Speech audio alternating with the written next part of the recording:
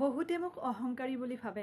বৰ্তমান সময়টোৱে তেনেকুৱা। যদি আপুনি নিজৰ স্থিতিত অটল হৈ আছে, যদিহে আপুনি লক্ষ্যস্থানত উপনীত হ'বলৈ গৈ আছে, সেই সময়ছোৱাত আপোনাক পিছলৈ টনা মানুহৰ অভাৱ নাই। বিভিন্ন ধৰণে বিভিন্ন প্ৰক্ৰিয়াৰে আপোনাক কেনেকৈ ডমিনেট কৰিব পাৰে, কেনেকৈ আপোনাক পিছুৱাই আনিব পাৰে, কেনেকৈ আপোনাক লক্ষ্যস্থানৰ পৰা বিচলিত কৰিব পাৰে, তাৰে উদ্দেশ্যতে একাংশ লোক উঠি পৰি লাগি থাকে। কিন্তু সেই সময়ছোৱাত যদি আপুনি নিজক ধৈৰ্য ৰাখি পেলাই নিজৰ ওপৰত যদি বিশ্বাস ৰাখি অকণমান কষ্ট হয়, যদি নিজৰ স্থিতিত অটল ৰাখিব পাৰে, তেতিয়াহ'লে আপোনাক কোনেও ভৱিষ্যতলৈ বা অনাগত দিনত আপোনাক কোনেও পিছলৈ ঠেলিব নোৱাৰে বা আপোনাক দুৰ্বল সজাব নোৱাৰে বা আপুনি সফল হ'বই জীৱনত। কাৰণ নিজে তেনেকুৱা ধৰণৰ কিছুমান স্থিতি পাৰ কৰি আহিছোঁ, এতিয়াও হয়তো পাৰ কৰি আছোঁ। মানুহ এগৰাকীক দেখিলে সেই বস্তুটো উপলব্ধি কৰিব পৰা নাযায়, কাৰণ যিহেতুকে হাঁহি মাতি ভিডিঅ' অকণমান বনাওঁ। প্ৰত্যেক মানুহৰে জীৱনত দুখ আছে, দুখ নোহোৱা বা কষ্ট নোহোৱা লোক কোনো নাই। অৱশ্যে কম বেছি পৰিমাণে দুখ কষ্ট থাকে। গতিকে সেই সময়ছোৱাত আচলতে নিজকে এনেকৈ ভাবিব লাগে যে যিহেতুকে প্ৰত্যেক মানুহৰে দুখ আছে, কিবা নহয় কিবা এটা। আমাৰ নিজৰ লগত যিটো দুখ থাকে, আমি যিখন যুদ্ধ কৰি থাকোঁ, সেই যুদ্ধখন যদি আমাৰ নাথাকিলহেঁতেন, আমি সকলোতকৈ সুখী ব্যক্তি হ'লোহেঁতেন। গতিকে সেয়াটো ভগৱানে কেতিয়াও নিবিচাৰে যে আপুনি সকলোতকৈ সুখী হ'ব, কাৰণ দুখ থাকিবই লাগিব প্ৰত্যেকৰে জীৱনত। গতিকে সেইটো একো নাই, ভগৱানৰে পৰীক্ষা বুলি ভাবি পেলাই আমি আগুৱাই গ'লে হ'ল। কাৰণ সেইটো একো দুখেই নহয় তেনেকৈ ভাবিব, কাৰণ কিমানজনে কিমান যুদ্ধ কৰি আছে, কাৰোবাৰ হাত নাই, কাৰোবাৰ ভৰি নাই, কোনোবাই চকুৰে দেখা নাপায়, কোনোবাই কথা ক'ব নোৱাৰে, তেওঁলোকেতো কেতিয়াও হাৰ মনা নাই জীৱন যুদ্ধত। গতিকে আপুনি মই কিয় হাৰ মানিম? একো নাই, হাঁহি পেলাই আগুৱাই যাব লাগে। আৰু যিখিনি লোকে ধৰি লওক আপোনাৰ সফলতা কেতিয়াও নিবিচাৰে, গতিকে তেওঁলোকৰ কাৰণে অন্ততঃ সফল হ'ব লাগিব।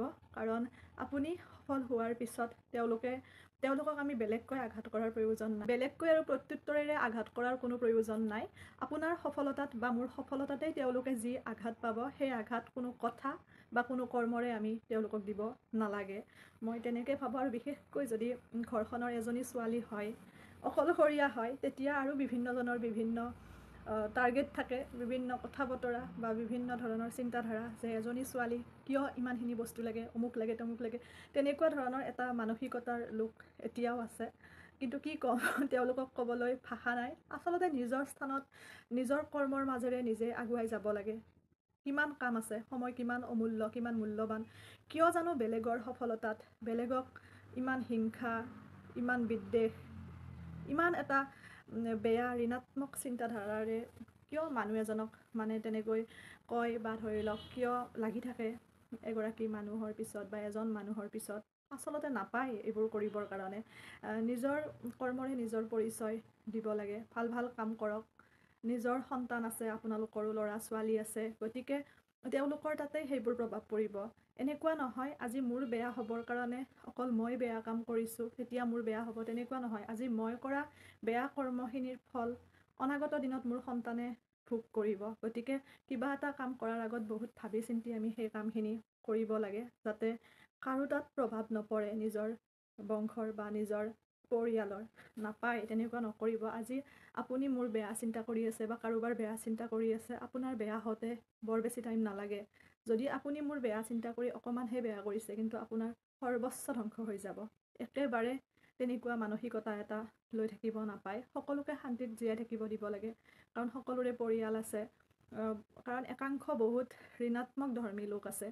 আপোনালোকক হয়তো মই কথাখিনি স্পষ্টকৈ ক'ব পৰা নাই, কাৰণ বৰ্তমান যুগৰ বিজ্ঞানৰ যুগৰ আমি মানুহ। গতিকে কিছুমান এনেকুৱা ধৰণৰ মানুহ আছে যি নেকি ধৰি লওক যিবোৰক আমি অন্ধবিশ্বাস বুলি কওঁ, কিছুমান কথা কিছুমান কৰ্মক, কিন্তু সেইবোৰ মানুহে সেইবোৰৰ ফাইদা লৈয়ে হয়তো কাৰোবাৰ ঘৰ এখন ধ্বংস কৰি দিয়ে। তেনেকুৱা বহু উদাহৰণ এতিয়াও আছে। বা মোকো সেইদিনাখনে এগৰাকী বায়ে মেছেজ কৰি কৈছিল যে ভণ্টি আমাৰ এনেকৈ ঘৰ এখন ধ্বংস কৰি দিলে ওচৰ চুবুৰীয়াৰ, এনেকুৱা তেনেকুৱা কৰি। মই বোলো বা একো নাই, ভগৱানৰ ওপৰত বিশ্বাস ৰাখক। কাৰণ কিছুমান কথা বিশ্বাস কৰিবলৈ যদিও টান লাগে বিজ্ঞানৰ যুগত, তথাপিও য'ত ভাল আছে তাত বেয়া শক্তিও আছে, বিশ্বাস কৰিবলৈ বাধ্য।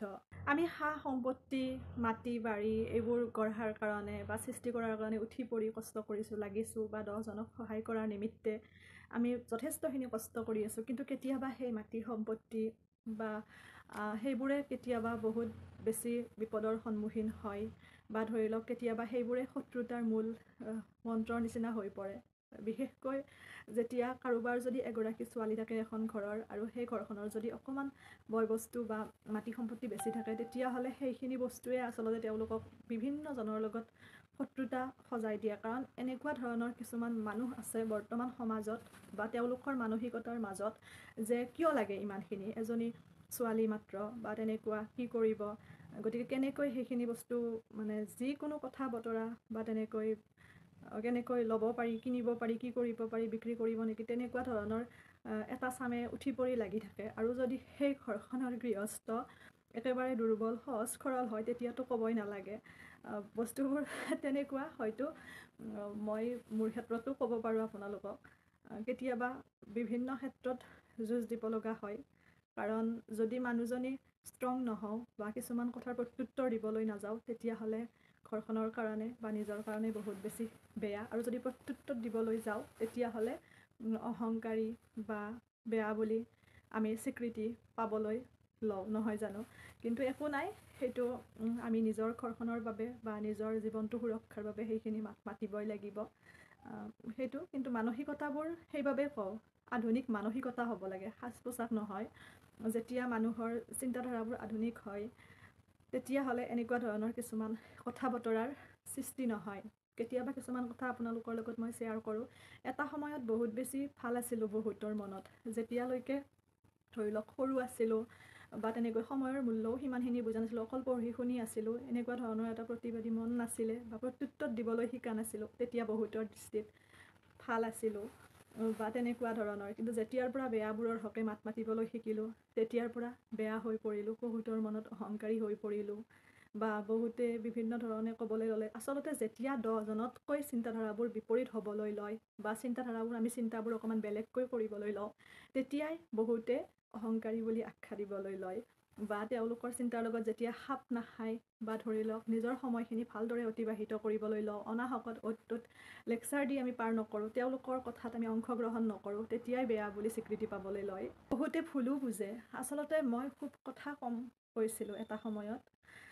মানে ধৰি লওক বিভিন্ন অনুষ্ঠানত গ'লে বা বিভিন্ন ক্ষেত্ৰত লিখা মেলা কৰা, যিহেতুকে মই ছোৱালী, কবিতা লিখিছিলোঁ, ৰিচাইট কৰিছিলোঁ, বিভিন্ন অনুষ্ঠানত গৈছিলোঁ, মই কথা খুব কম কৈছিলোঁ। আচলতে মোৰ সদায় উদ্দেশ্যটো থাকে যাতে মই কিবা অকণমান শিকিব পাৰোঁ, নতুন নতুন কথা জানিব পাৰোঁ, তেনেকুৱা এটা উদ্দেশ্যৰে মই প্ৰত্যেকটো ক্ষেত্ৰতে খোজ দিওঁ।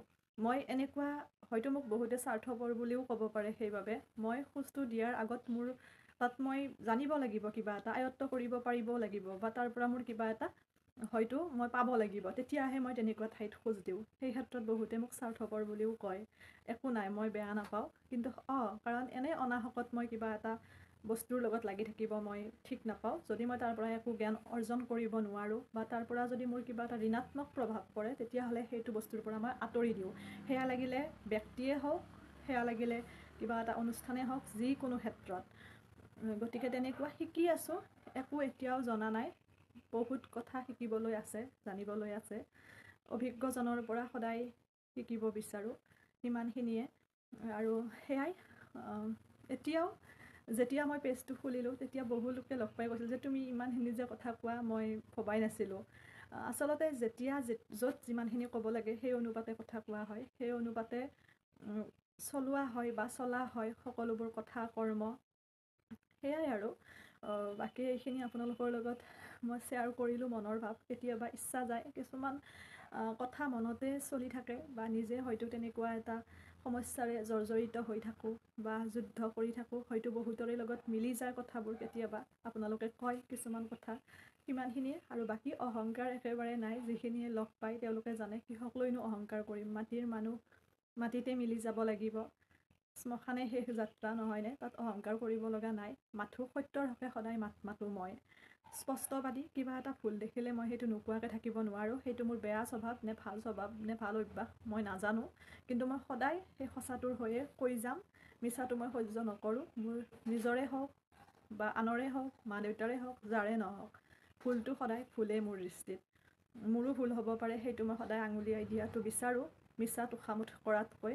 বাকী আপোনালোকৰ পৰা বহুতখিনি মই উৎসাহ পাইছোঁ, অনাগত দিনতো আশা কৰিম বাকী সকলোৱে হাঁহি থাকিব, জীৱন যুদ্ধত হাৰ নামানিব। ভগৱানে আমাক জন্ম দিছে এনেই দিয়া নাই, কিবা এটা কৰি যাব লাগিব, নহয় জানো? সাৰ্থকটো হ'ব লাগিব জীৱনটো। একো নাই, কৈ থাকক, সেইবোৰ গুৰুত্ব দিয়াৰ প্ৰয়োজন নাই। আপোনালোকে ভাল কাম কৰিব, শুদ্ধ পথত থাকিব, সত্যত থাকিব আৰু নিজৰ লক্ষ্যস্থান সদায় ঠিকে ৰাখিব। আৰু যেতিয়া সফল হ'ব তেতিয়া সেই বেয়া পোৱা লোকসকলে আপোনাক বাহ দিব। গতিকে এইবোৰ লোকৰ কথা চিন্তা কৰি কাম নাই, নিজৰ কাম কৰক। বিভিন্ন ধুমুহা আহিব জীৱনত, বিভিন্নজনে পিছলৈ টানিব, বিভিন্ন আৰু বদনাম হ'ব পাৰে, কিবা হ'ব পাৰে, ঠাট্টা মস্কৰা হ'ব পাৰে, যি নহওক সেইবোৰ জীৱনৰ এটা অংশ বুলি ভাবি ল'ব। কাৰণ সেইখিনি প্ৰয়োজন, সেইখিনিৰ বাবে আপুনি বহু মানুহ চিনিব। জীৱনত নিজকে শক্তিশালী কৰিব আৰু অধিক শক্তিশালী হৈ পৰিব, যিখিনিয়ে আপোনাৰ অনাগত জীৱনত বহুত বেছি কাম দিব। কাৰণ হয়তো চলি থকা আপোনাৰ যিখিনি দুখ কষ্ট সেইখিনি সামান্য, তাতকৈ হয়তো আৰু বহুত বেছি ধুমুহা অনাগত জীৱনত আহিব লগা আছে। গতিকে এইখিনি শক্তিশালী হোৱা মানে আপুনি আন এখন ধুমুহাৰ লগত যুদ্ধ কৰিবলৈ হাৰ মানিব লগা নহয়, অধিক শক্তিশালী হ'ব। গতিকে একো নাই, এইখিনি আশীৰ্বাদ হিচাপে গ্ৰহণ কৰি আগুৱাই গ'লে হ'ল। ভালে থাকিব, হাঁহি থাকিব, সুস্থ থাকিব। আকৌ নতুন ভিডিঅ' এটিৰে আপোনালোকক লগ পাম।